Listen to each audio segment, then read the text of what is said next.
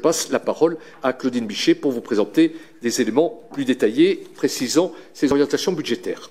Claudine. Merci Monsieur le maire. Donc, chers collègues, je vais vous présenter une présentation qui synthétise les orientations budgétaires que nous apprêtons à prendre en mettant en exergue les choix politiques dont il est, à mon sens, important que nous puissions débattre aujourd'hui. Donc tout d'abord, comme l'impose l'exercice du rapport d'orientation budgétaire, il y a la présentation du contexte. Donc le contexte, sans surprise, est marqué par un contexte de crise sanitaire, économique et sociale. Et c'est donc sur ces hypothèses que se base le rapport, à savoir un travail de l'INSEE qui montre que l'impact économique de la crise sanitaire serait de 9% du PIB en 2020, et des prévisions de la Banque de France et de l'INSEE qui prévoient un retour au niveau de 2019 dans le courant de l'année 2022. Donc ce sont ces hypothèses qui sous-tendent la trajectoire de nos orientations budgétaires. Nous savons tous que dans le contexte actuel, les incertitudes demeurent très fortes et donc, bien évidemment, ces orientations pourraient être amenées à être revues en fonction de l'évolution du contexte. Un point important, voire majeur, et je vais venir un peu plus dans le détail après. À date, finalement, l'impact est là pour les collectivités locales, mais finalement modéré par rapport à l'impact de la crise sur les administrations publiques centrales, l'État et la sécurité sociale. Donc la question qui se pose à nous et à laquelle il est difficile de répondre de manière précise, mais c'est à quel moment et à quelle hauteur à l'avenir le bloc local, communal, sera mis à contribution du redressement du déficit des finances publiques. Donc pour rentrer rapidement un peu plus dans ce déficit public, donc vous voyez le graphe en rouge, donc on voit la chute vertigineuse 2020 avec un déficit public qui atteint moins 11,3% du PIB en 2020, un retour à moins 8,5% en 2021. Et dans le petit tableau, alors du coup vous devez très mal voir, en fait on a la ventilation de ce déficit entre administration publique centrale, locale et sécurité sociale. Et en fait dans ce tableau, on voit très nettement que le déficit est principalement au niveau de l'État et de la sécurité sociale, et finalement les collectivités locales sont finalement relativement peu impactées. Ensuite, au niveau de la dette, donc la dette publique dépasse les 100% avec 121% en 2020, 117% prévu en 2021. Là aussi, dans le petit tableau, on peut lire que la dette, c'est principalement donc l'affaire de la dette de l'État. Finalement, l'endettement des administrations publiques locales augmente, mais dans des proportions beaucoup plus faibles. Alors maintenant, si on zoome sur notre ville, la ville de Bordeaux, l'impact de la crise sanitaire s'évalue à environ 20 millions d'euros. Ces 20 millions d'euros sont composés à hauteur de 16,5 millions de pertes de recettes directement liées à la crise Covid. Et le corollaire, ce sont bien sûr des dépenses directes, environ 3,5 millions, liées au financement de la crise. Donc au final, concernant les recettes, c'est un recul de moins 11 millions de l'ensemble des recettes par rapport au CA 2019, soit un recul de 2,6%. Et concernant les dépenses, donc au-delà des 3,4 millions qui sont des charges directement liées à la crise, nous avons une augmentation de 12 millions des dépenses de fonctionnement par rapport au CA 2019 et de 3 millions par rapport au BP 2020. Donc on retrouve ces 3 millions de financement a priori directement fléchés sur la crise sanitaire. Tout cela nous donne donc en synthèse l'impact sur le compte administratif 2020 qui est donc pas encore totalement arrêté, donc c'est un compte administratif anticipé. Donc comme je l'ai dit, moins 2,6% de recettes plus 3,5% de dépenses, ça implique nécessairement une dégradation de l'épargne brute, l'épargne brute étant bien sûr la différence entre les recettes et les dépenses de fonctionnement. Cette épargne brute se dégrade de 40% par rapport à 2019 et s'établirait à 34 millions d'euros. Le taux d'épargne serait donc de 8,7% et la ville accroîtrait son endettement de 20 millions d'euros pour financer du coup l'impact de cette crise avec une capacité de désendettement qui s'apprécierait à hauteur de 8 ans. La capacité de désendettement étant le nombre d'années théoriques qu'il faudrait pour rembourser la dette si on y consacrait 100% de notre épargne brute. Donc, ce slide qui clôture un peu cette première partie montre combien les collectivités locales sont certes relativement moins impactées que l'État, les administrations publiques centrales, mais clairement impactées tout de même. La ville de Bordeaux avait clairement des ratios financiers qui étaient sains. Une année de crise sanitaire, ça induit les conséquences suivantes. En termes d'épargne brute, nous étions à 14% en 2019, nous tombons à 8,7%. En termes de capacité de désendettement, nous étions à 4,4 années, nous passons à 8 ans. Donc ça, c'est l'impact clair que donne la crise sanitaire pour les comptes d'une municipalité comme la nôtre. Deuxième volet du contexte, c'est le contexte législatif, marqué par une réforme majeure qui est la suppression de la taxe d'habitation qui a été votée en 2020 et qui entre en vigueur en 2021. La taxe d'habitation pour la ville de Bordeaux en 2020, c'est 111 millions d'euros. 111 millions d'euros qui ont vocation à être remplacés par la part départementale de la taxe foncière. Sauf que cette part départementale de la taxe foncière ne représente que 72 millions d'euros en 2020, donc ne compense pas totalement la perte des 111 millions de taxes d'habitation. Ce qui fait que pour compenser, puisque l'État prévoit la première année une compensation de l'euro à l'euro, il a prévu la mise en place d'un coefficient correcteur qui permet en fait de multiplier la taxe foncière perçue par la ville par un coefficient qui permet donc de compenser intégralement la disparition de la taxe d'habitation.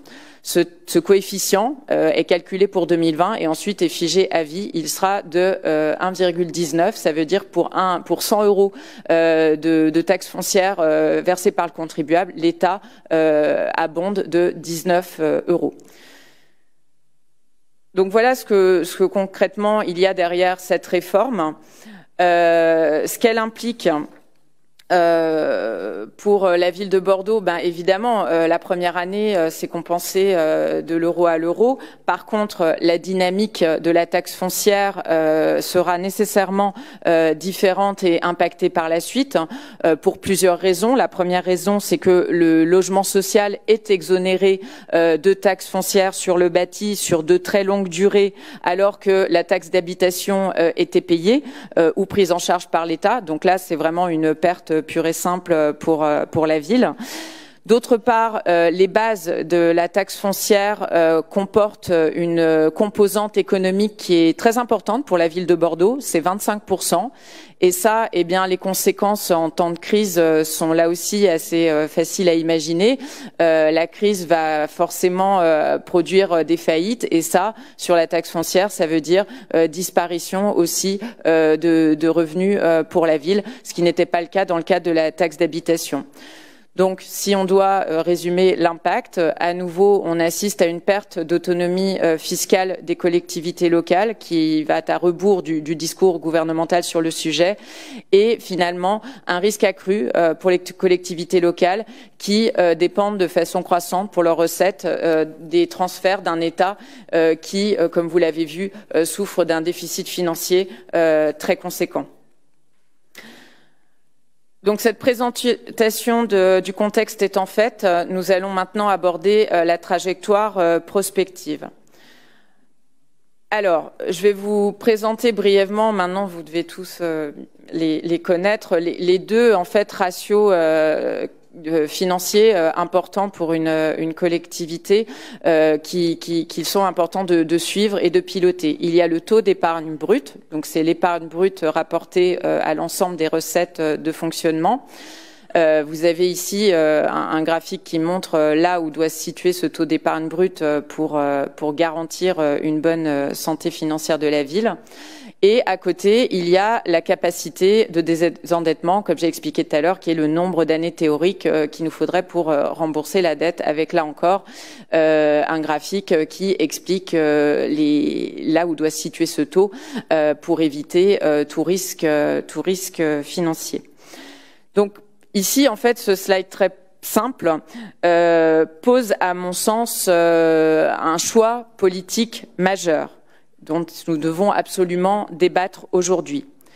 La question qui nous est posée aujourd'hui est la suivante.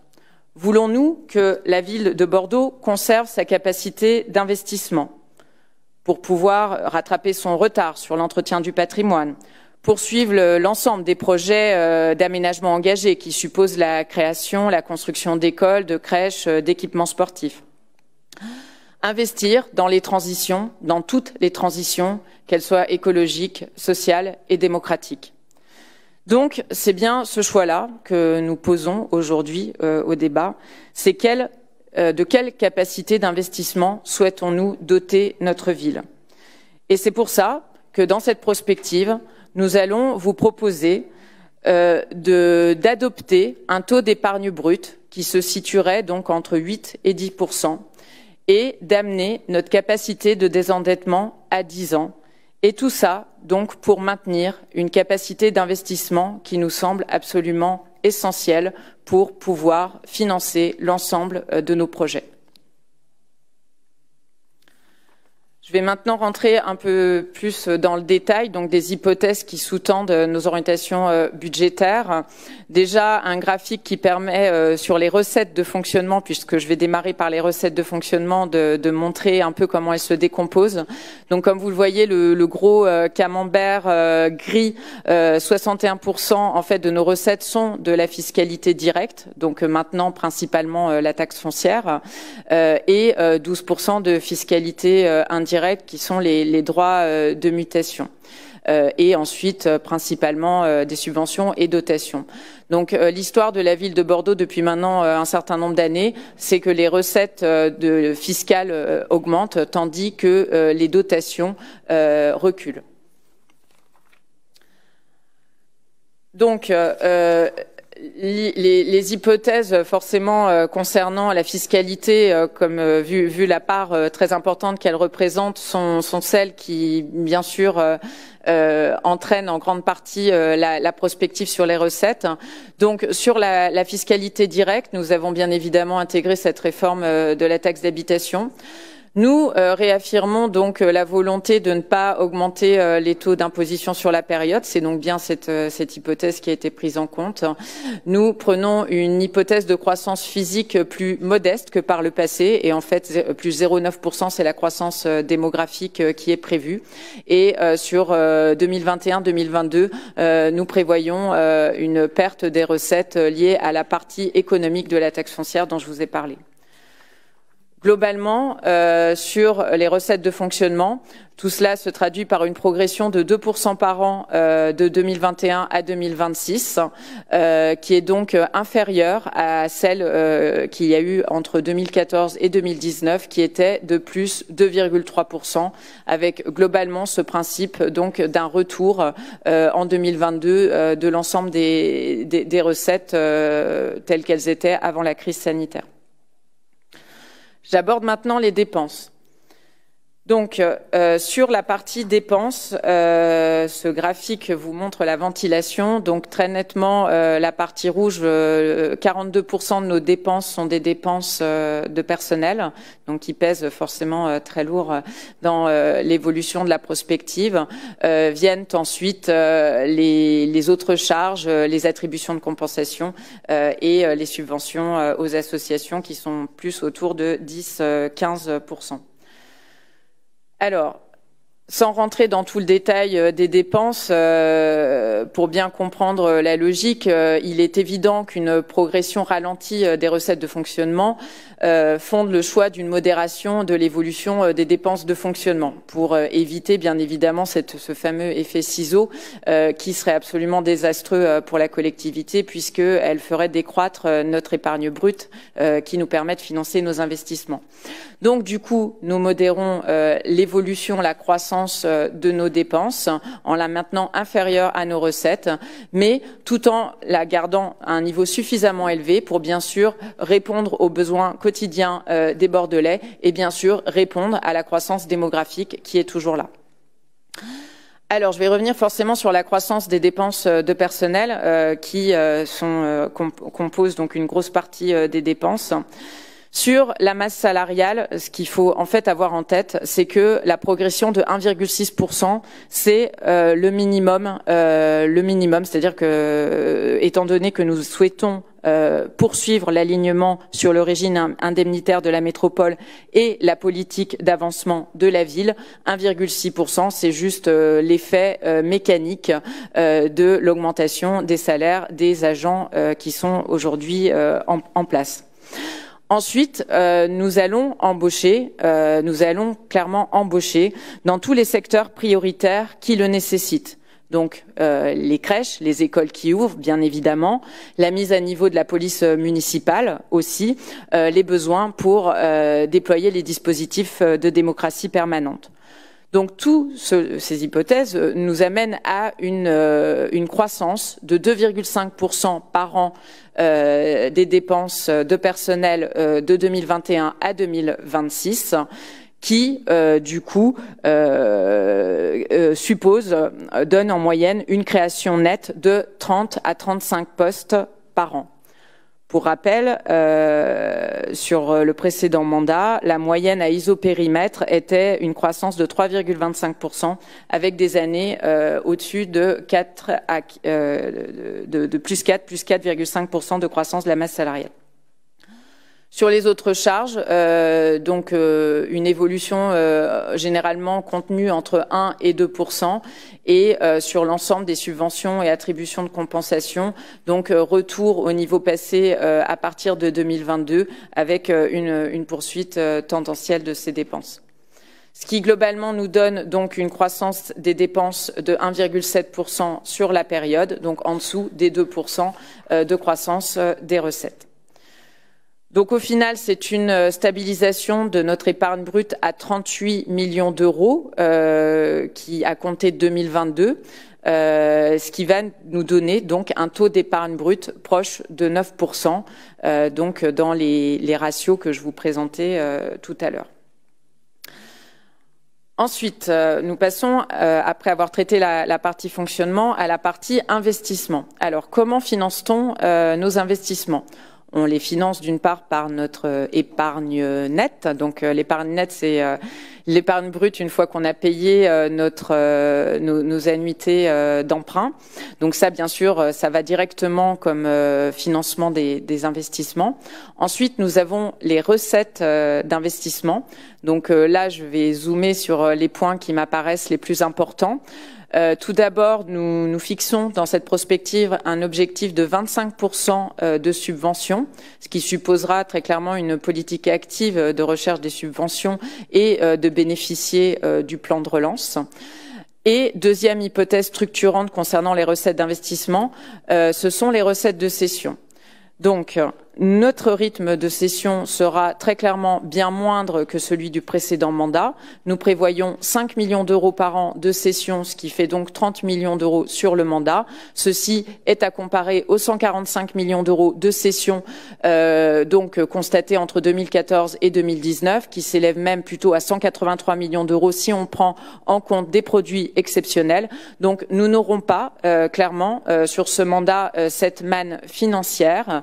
Et du coup, pour financer les investissements, nous aurons nécessairement besoin d'avoir recours à la dette et donc nous prévoyons à ce titre une augmentation de la dette de 120 millions d'euros sur le mandat. Bon, je vais passer assez vite. La dette, donc, qui est aujourd'hui à 272 millions d'euros. Le fait notoire, c'est qu'elle est très peu risquée. À 89%, elle est à taux fixe. Donc ça, c'est un fait notoire dont notre collectivité, effectivement, peut se satisfaire puisque nous sommes, de fait, très peu exposés au risque. Et donc, j'en arrive à la trajectoire de la dette. Donc, nous estimons que pour financer notre projet, un programme d'investissement de 530 millions d'euros exécutés sur la période sont nécessaires. Et pour ce faire, compte tenu de l'ensemble des hypothèses que j'ai pu vous exposer, nous allons donc devoir emprunter 120 millions d'euros supplémentaires, ce qui nous permet de rester sous le seuil des 10 ans de capacité de désendettement au terme du mandat. En conclusion, et je conclus sur le plan pluriannuel d'investissement, nous proposons de faire les efforts budgétaires nécessaires pour financer les investissements qui nous semblent absolument indispensables. Donc, comme je l'ai dit, rattraper notre retard sur l'entretien du patrimoine, poursuivre les projets engagés, mais aussi et surtout adapter la ville à l'urgence climatique en rénovant énergétiquement les bâtiments, en végétalisant la ville avec le plan Bordeaux Grandeur Nature, les aménagements qui permettent d'être plus résilients, de faire face au changement climatique. Nous souhaitons pouvoir développer des lieux de solidarité et aussi répondre aux besoins de tous les quartiers. Donc, c'est pour pouvoir disposer de cette capacité d'investissement de 530 millions d'euros que nous avons souhaité exploiter toutes les marges de manœuvre sans mettre à risque la ville et sans du coup aller au-delà des ratios prudentiels qui sont conseillés. Et c'est pour ça que nous allons donc nous appliquer la sobriété dans la gestion, lutter contre tous les gaspillages, faire mieux avec moins. Voilà, je vous remercie.